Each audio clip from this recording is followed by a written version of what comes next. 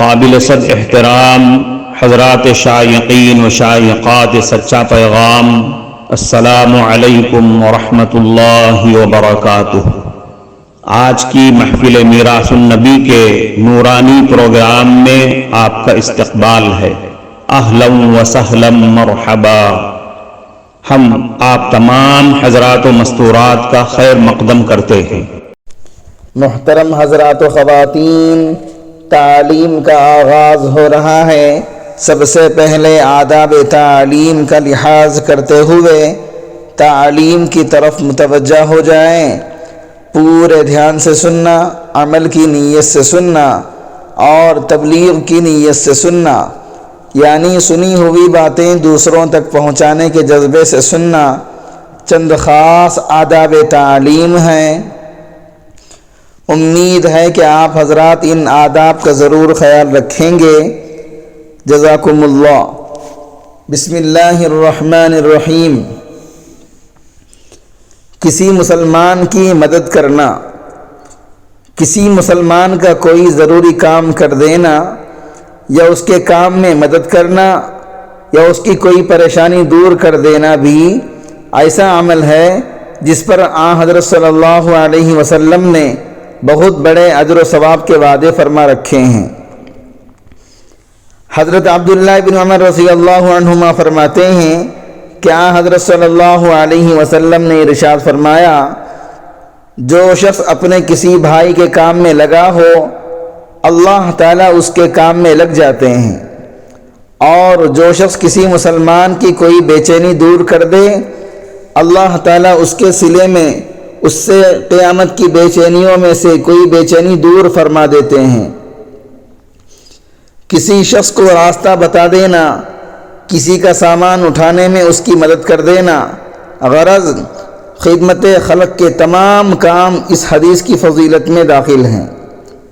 جو لوگ دوسروں کے کام آتے ہیں، اللہ کے نزدیک وہ بڑی فضیلت والے لوگ ہیں۔ حدیث میں ہے، خیر الناس من ينفع الناس، لوگوں میں بہترین آدمی وہ ہے جو لوگوں کو فائدہ پہنچائے۔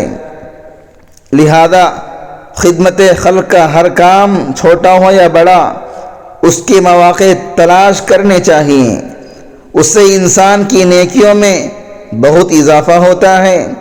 اسی طرح اگر کسی آدمی پر ظلم ہو رہا ہو تو اس کو ظلم سے بچانے کی امکانی کوشش کرنا ہر مسلمان کا فرض ہے۔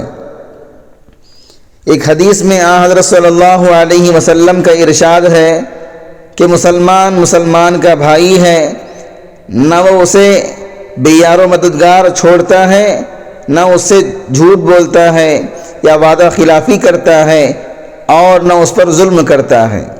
ایک اور حدیث میں ارشاد ہے کہ جس جگہ کسی مسلمان کی بے حرمتی کی جا رہی ہو اور اس کی آبرو ریزی پر دست درازی ہو رہی ہو، وہاں جو مسلمان اس آدمی کو بے یار و مددگار چھوڑ جائے، اللہ تعالیٰ اس کو ایسے مواقع پر بے یار و مددگار چھوڑ دیں گے جہاں وہ مدد کا خواہش مند ہوگا۔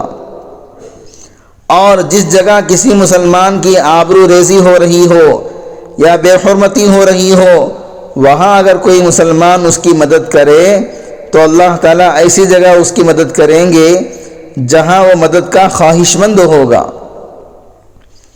مسلمان کی مدد میں یہ بات بھی داخل ہے کہ اگر کسی جگہ اس پر غلط الزامات لگائے جا رہے ہوں یا غلط باتیں اس کی طرف منسوب کی جا رہی ہوں تو ان الزامات کا جائز دفاع کیا جائے۔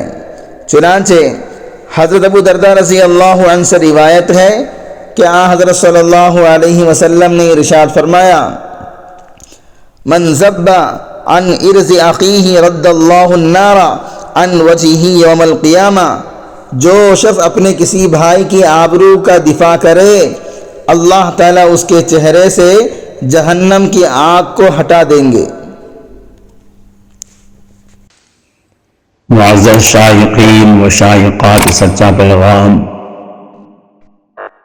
اندازہ لگ گیا ہوگا کہ یہ مضمون کتنا اہم ہے اور کس قدر فائدہ مند ہے۔ کم سے کم درجے میں سوشل میڈیا کے ذریعے سے بھی ہم اس کو زیادہ سے زیادہ شیئر کریں گے تو دعوت کے فریضے کی کوششوں میں ہم بھی اپنا کچھ حصہ ڈالنے والے بن سکتے ہیں۔ لہذا زیادہ سے زیادہ اس کو عام کریں تاکہ پوری دنیا کے ہندوؤں کی غلط فہمی دور ہو جائے اور انہیں یہ زمینی حقیقت معلوم ہو جائے اور وہ اپنے اصل مذہبی لیڈر پیغمبر آخر الزماں حضرت محمد الرسول اللہ صلی اللہ علیہ وسلم کو ماننے پر مجبور ہو جائیں اور کلمہ پڑھ کر آپ کے ساتھ ساتھ وہ بھی جنت میں جانے والے بن جائیں۔